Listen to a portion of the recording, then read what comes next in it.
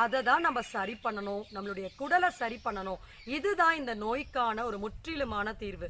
ஆரம்ப காலகட்டத்திலே இது நம்ம சரியான முறையில் ஹேண்டில் பண்ணிட்டோன்னா கண்டிப்பாக இதற்கு சர்ஜரி என்பது தேவையே படாது.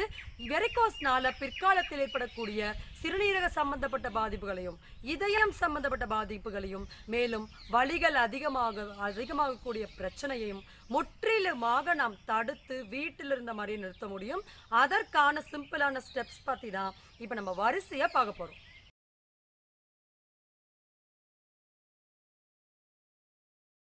வேரிகோஸ் வெயின் பொறுத்த வரைக்கும் நம்ம 2 விதமான விஷயங்களை கான்சென்ட்ரேட் பண்ணணும். ஒன்று, எக்ஸ்டர்னலாக எப்படியெல்லாம் அவங்களுடைய பிளட் சர்க்குலேஷனை ஆக்டிவேட் பண்ண முடியுமோ அந்த தெரப்பீஸ் பற்றி கான்சென்ட்ரேட் பண்ணணும்.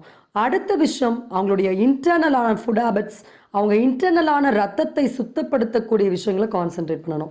ஸோ நம்ம எவ்வளோ பெரிய ஸ்கேன் எடுத்து டாப்லர்